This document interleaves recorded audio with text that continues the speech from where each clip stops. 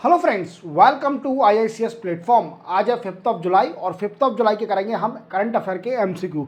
Lecture start करने से पहले चैनल को सब्सक्राइब और बेल आइकन प्रेस करना ना भूलें और अपने फ्रेंड सर्कल में इस वीडियो को शेयर करें। चलिए लेक्चर स्टार्ट करते हैं। फर्स्ट न्यूज़ है Sensex of BSE, just a minute, BSE touch how much mark in stock exchange. अब देखो, अभी आप देखिए, मैं आपको बताना चाहता हूं कि जो भी स्टॉक मार्केट का काम करता है वो आज चैन की नींद सो रहा होगा। क्यों सो रहा होगा? क्योंकि बीएसई का सेंसेक्स ने 80,000 मार्क को टच कर लिया है। व्हाट आई मीन्स 80,000 को टच कर लिया है और ये सिर्फ ओनली 10,000 जो पॉइंट है, 10,000 मार्क सिर्फ ओनली 7 मंथ में टच किया है। 7 मंथ में अगर देखा जाए तो 11 दिसंबर 2023 को हमारा सेंसेक्स था ओनली 70,000। क्लियर? अब इस 10,000 का इंक्रीमेंट सिर्फ ओनली आज की डेट में अगर देखा जाए 5 जुलाई को, तो आज का सेंसेक्स 80,000 है। 80,000 मार्क को टच कर चुका है और ये सबसे बड़ा अचीवमेंट है। ये हिस्ट्री में पहली बार ऐसा हुआ है कि सेंसेक्स अपना 80,000 टच कर चुका है। तो देखो स्टॉक मार्केट का स्कोप दिन प्रतिदिन कितना बढ़ते जा रहा है। अब इससे कई सारे फैक्टर है दोस्तों, जैसे मैंने डिटेल लेक्चर में बताया, कल के लेक्चर में शायद मैंने आपको बताया था इसमें डिटेल में, तो अभी मैं आपको बताना चाहता हूं कि इसके कई सारे फैक्टर हैं। सबसे पहला फैक्टर है दोस्तों कि continuity of policy of government. Policies of government, देखिए आपको मालूम है कि मोदी 3.0 आ गया है, 3.0 आ गए हैं मोदी साहब, फिर से तीसरी बार कंजिक्यूटिवली पीएम बने हैं अपने इंडिया के। अब इनकी पॉलिसी चेंज तो होगी नहीं, पॉलिसी कंटिन्यूटी रहेगी। देखो क्या था, पहले सेंसेक्स क्यों गिर रहा था? चुनाव से पहले जब इलेक्शन हो रहे थे, किसी भी पार्टी को ऐसा लग रहा था कि कोई भी पार्टी मेजोरिटी में नहीं आएगी, सरकार किसी की नहीं बनेगी। ठीक है, बट फाइनली इलेक्शन के बाद मोदी सरकार की गवर्नमेंट बनी। ठीक है, मोदी सरकार जी ने 2 साल 2 टर्म से जो पॉलिसी रखी थी अपनी, वही कंटिन्यू रखेंगे। तो continuity of policy. Then after high domestic fund, high domestic fund, ये रीजन है दोस्तों कई सारे। और एक और रीजन अपन ले सकते हैं, forecasting of higher Indian economy. Higher Indian economy, ये भी एक रीजन है। तो ये 3 या 4 फैक्टर हैं जो दर्शाते हैं कि बीएसई बॉम्बे स्टॉक एक्सचेंज का सेंसेक्स 80,000 को टच कर चुका है। क्लियर? इसी के साथ चलते हैं अपन नेक्स्ट क्वेश्चन पर। नेक्स्ट क्वेश्चन है दोस्तों, who was appointed as head of National Medical Commission. देखो नेशनल मेडिकल कमीशन के हेड कौन बन गए? तो इनका नाम है doctor B N Gangadhar. Doctor B N Gangadhar इनका नाम याद रखना। और ये नेशनल मेडिकल कमीशन आप जानते हो, ये पूरे मेडिकल डिपार्टमेंट की हेड है।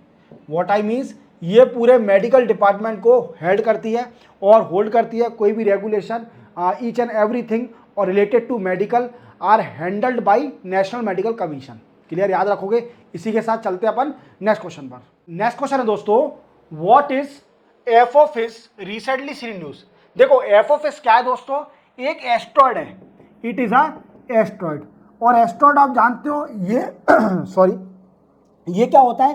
प्लेनेट की तरह एक बॉडी होती है, प्लेनेट की तरह बॉडी होती है जो कि मास एंड जुपिटर के बीच में रहती है। क्या दोस्तों? मास और जुपिटर के बीच में रिवॉल्व करती है और ये प्लेनेट की तरह बॉडी होती है, पर प्लेनेट होती नहीं है।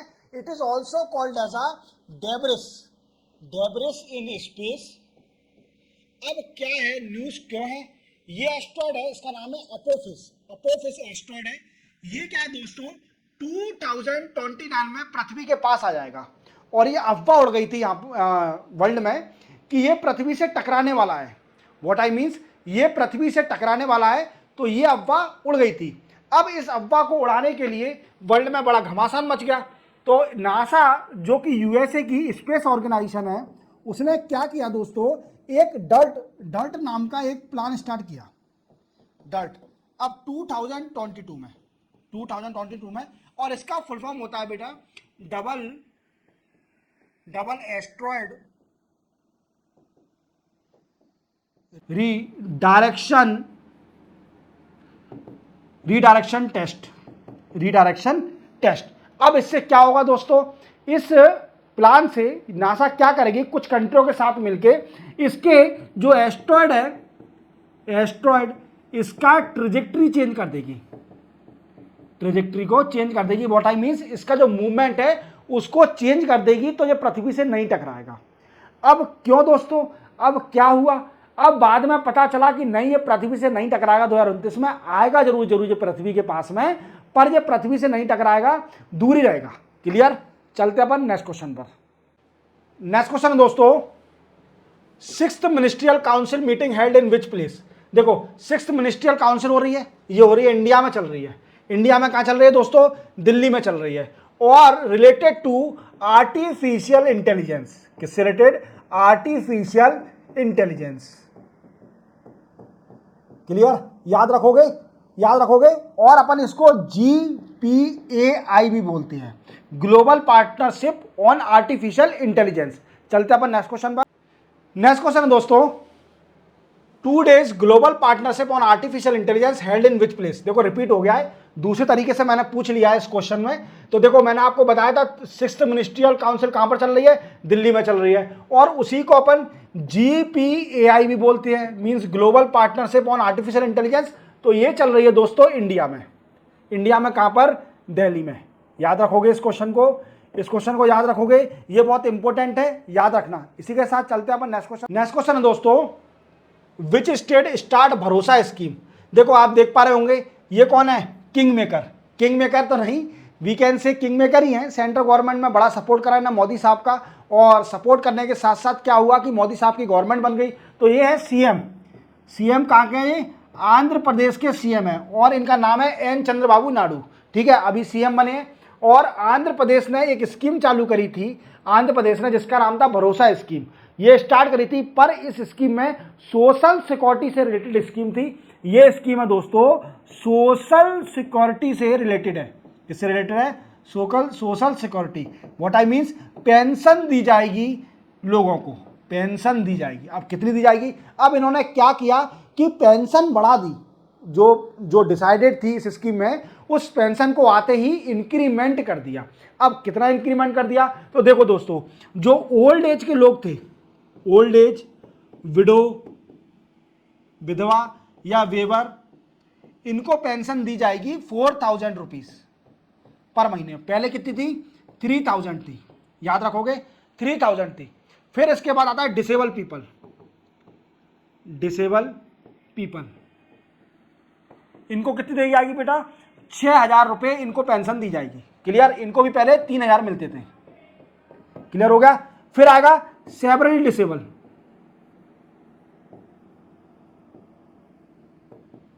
इनको दी जाएगी 15000। इनकी कर दी है 15000 पेंशन। मतलब ये सेवरली डिसेबल है, ये तो बिल्कुल उठ भी नहीं पाते, बिस्तर पर ही है, बिल्कुल बहुत ज़्यादा मतलब डिसेबल है, तो इनको 15000 रुपये पेंशन दी जाएगी। देन आफ्टर लास्ट बचता है दोस्तों, लास्ट अपना कौन सा है, सेवरली डिसेबल हो गया। Then after chronic disease affected people, मतलब जो बहुत ही गंदी बीमारी जो सही नहीं हो सकती, मतलब ज़्यादा बड़ी बीमारी से ग्रसित है, ज़्यादा बड़ी बीमारी से अफेक्टेड है, उनको पेंशन दी जाएगी 10,000 रुपीज़ पर मंथ। कितनी दी जाएगी, 10,000 रुपीज़ पर मंथ। तो इतना इंक्रीमेंट करा गया है, इनने आते ही अपने सोशल सिक्योरिटी और पेंशन जो भरोसा स्कीम थी उसमें इंक्रीमेंट किया। तो याद रखोगे। चलते अपन नेक्स्ट क्वेश्चन पर। नेक्स्ट क्वेश्चन दोस्तों, विच 2 कंट्री कंडक्ट मैत्री एक्सरसाइज। देखो मैत्री एक्सरसाइज क्या है, 2 कंट्री के बीच में एक आर्मी की एक्सरसाइज है, आर्मी की एक्सरसाइज है। और ये 2 कंट्री है दोस्तों, इंडिया और थाईलैंड। इंडिया और थाईलैंड के बीच में ये मैत्री एक्सरसाइज होती है, आर्मी के बीच में। दोनों कंट्री की आर्मी पार्टिसिपेट करती है। और अभी ये इस बार की 2024 की मैत्री एक्सरसाइज थाईलैंड में हुई है। और एक और बात याद रखना, ये 2006 से दोनों कंट्री एक्सरसाइज कर रही हैं, मैत्री एक्सरसाइज इंडिया और थाईलैंड की। तो याद रखोगे मैत्री एक्सरसाइज किस 2 कंट्री के बीच में होती है, इंडिया और थाईलैंड के बीच में। इसी के साथ चलते हैं अपन नेक्स्ट क्वेश्चन पर। नेक्स्ट क्वेश्चन है दोस्तों, which country generate 60% of electricity from green source via 60% of electricity from green source, मतलब रिन्यूएबल एनर्जी से जनरेट कर रहे हैं, जैसे सोलर एनर्जी, विंड एनर्जी। ठीक है, तो वो है कंट्री स्पेन। ठीक है, अभी राइट नाउ देखा जाए तो ये अकेली कंट्री है जो 60% इलेक्ट्रिसिटी नॉन रिन्यूएबल एनर्जी से जनरेट करती है। What I means green energy से जनरेट करती है 60% इलेक्ट्रिसिटी। अब इनका टारगेट है दोस्तों 2030 तक इनका टारगेट है कि 80% देश की इलेक्ट्रिसिटी, मतलब इनके देश की इलेक्ट्रिसिटी जनरेट करी जाएगी फ्रॉम ग्रीन सोर्स। किससे? From green source. 80% of electricity will be generated from green source in Spain country. याद रहेगा। चलते अपन नेक्स्ट क्वेश्चन पर। नेक्स्ट क्वेश्चन है दोस्तों, which state of India pass draft for निर्माण कंस्ट्रक्शन एरिया बिल 2024। अब देखो ये क्या है दोस्तों, अच्छा ये गलत हो गया थोड़ा, इसको ऑप्शन गलत दे दिए। ठीक है, ये देखो उत्तर प्रदेश है, आप देख पा रहे होंगे उत्तर प्रदेश। ठीक है, अब उत्तर प्रदेश है तो ये आप तो जान गए होंगे, इनको आदि योगी मीन्स योगी आदित्यनाथ, और ये सीएम है किसके? यूपी के, बुलडोजर बाबा के नाम से इनको जाना जाता है। ठीक है, अब इन्होंने निर्माण एक स्कीम मतलब ड्राफ्ट पास किया है, एक ड्राफ्ट पास किया है जिसका फुल फॉर्म है nodal investment region for manufacturing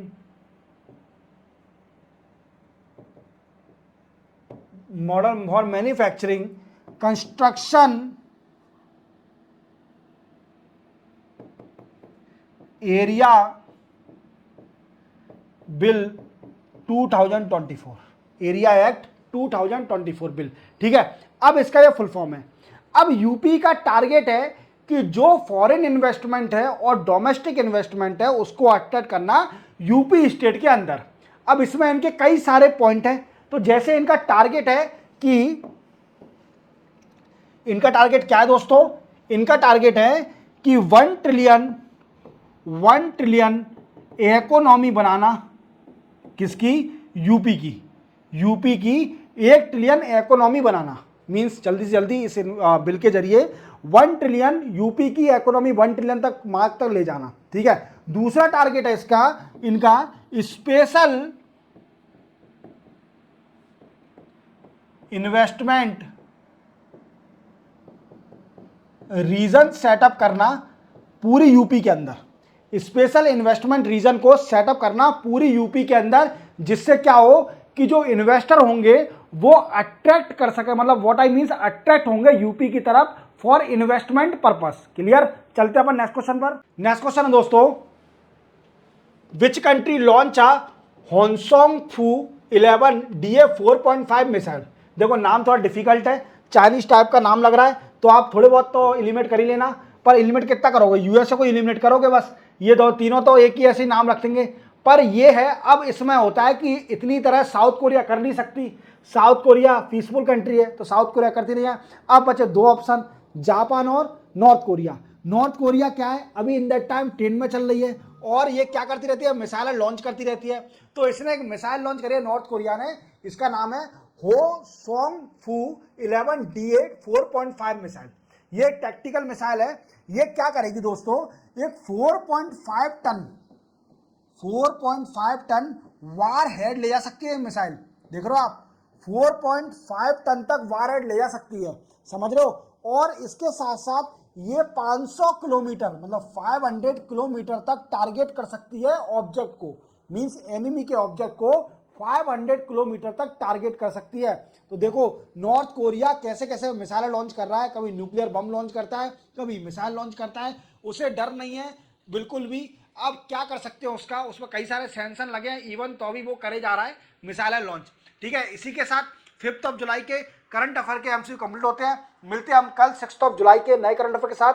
channel को सब्सक्राइब और बेल आइकन प्रेस करना ना भूलें और ये वीडियो अपने दोस्तों के साथ शेयर करें। चलो मिलते हैं हम कल, तब तक के लिए जय हिंद।